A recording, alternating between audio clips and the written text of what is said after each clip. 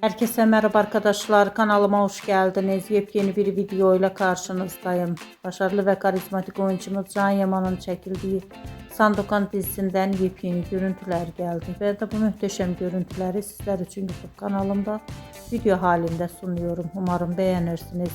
Arkadaşlar, videomu beğendiyseniz kanalımı izlemeyi ve bildirim butonuna basmayı unutmayın. Hoşça kalın.